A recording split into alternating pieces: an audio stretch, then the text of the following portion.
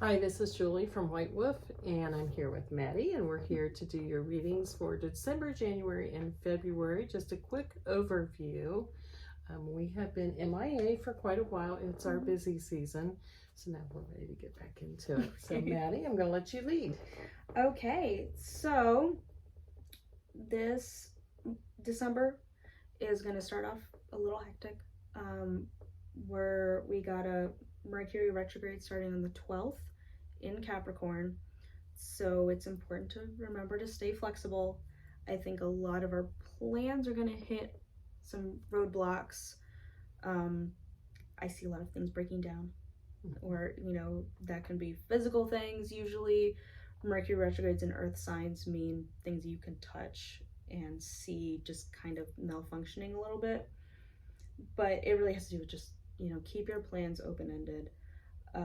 Things will smooth out after this, after the solstice. We got that full moon in Cancer on the 28th, which is the opposite sign to Capricorn. So it's really focusing more on like the family rather than what's outside, the feelings more. So it'll give you a different perspective on the things that are kind of now going your way. And then at the end of December, we have Jupiter stationing direct in Taurus. So expect a little bit of more abundance coming in.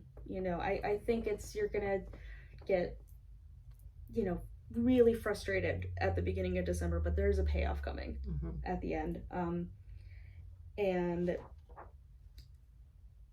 Mercury retrograde is going to end in Sagittarius on the 1st, so we're starting the new year with clarity. A lot of opportunities for learning. Sagittarius is all about exploration and expanding your knowledge, so I really see you starting the new year with just an open mind. Towards the end of February, things are going to get a little bit more hazy as the Sun and Mercury move into Pisces. But the beginning of February the first half of February with Mercury, Mars, and Venus moving into Aquarius, it's a good time to kind of, get a little bit experimental. This whole winter, I see you really, experimenting with things and trying to, just dream a little bit more, brainstorm a little bit more, really expand your perspective. Dates in the new year to keep in mind: January 9th, 13th, 24th, and 26th, and then February 1st, 9th, 22nd, 23rd, 27th, and 28th. The moon is void, of course, so not a lot is going to be happening. The energy is going to feel really stagnant. So, a good time to take a step back and just, let yourself rest, maybe come up with some ideas, but just don't expect anything to really come to fruition on those days. So we get a little bit of a break. So I'll pass it over to you. All right. December, Aries, is, I don't know, I kind of picking up on a vibe, and this is for someone, not for everyone. I'm seeing some frustration with the children going on, or children or pets. It's okay. It's December, and they're all wired for gifts if that's what you celebrate. So I keep going towards, that 10 of Cups, keep going towards that happiness. It comes together. January, I think there's a much slower, independent energy for you.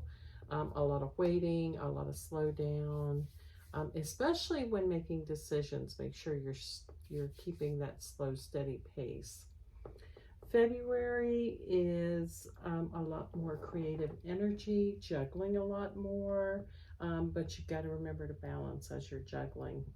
So take patience with that, because when things get out of control, you get off balance, and then that's when you lose your wheels underneath of you.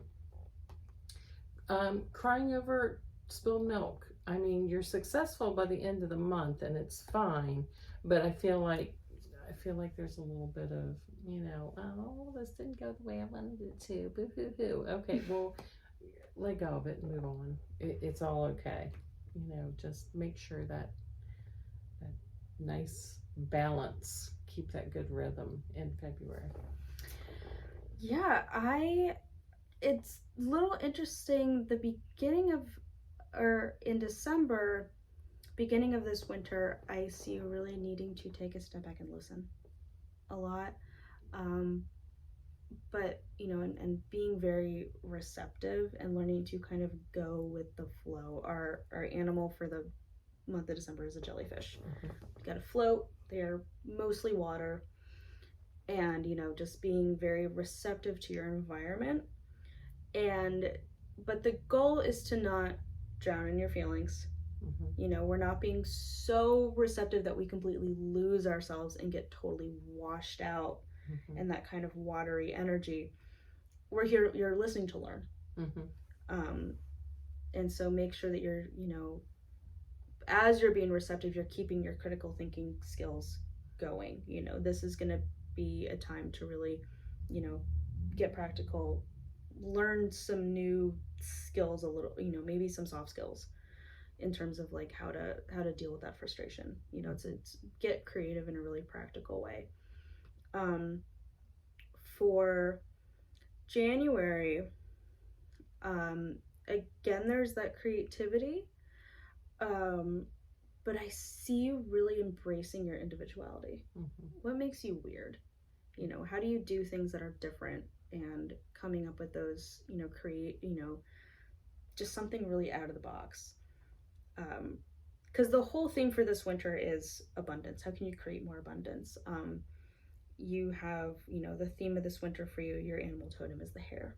So moving fast, mm-hmm. but it's a food source. Mm-hmm. It's really important way that sustains the whole environment. And so I see you like, it's more of like hunting. How are you getting creative with what you're hunting? And coming into February, I really see you needing to step up as a leader. You don't have to necessarily be super nice and nurturing to everyone around. I see some power struggles coming up, but you're really going to have to stick to your guns and be a leader. Mm-hmm. You have the lioness. Mm-hmm. You're going to have to get a little bit fierce. Mm-hmm. And there's going to be some frustration in that because, we're talked about February astrologically, we're going to be slowing down a lot. And I think there's going to be a lot of tension between, mm-hmm. But I have a vision now, mm-hmm. and I understand my own personal power, and we're moving forward. But, keep that creativity, mm-hmm. Flexibility, and, those lessons from December of, what did you pick up around you is going to be really helpful. Anything else? I think that's all I got. All right.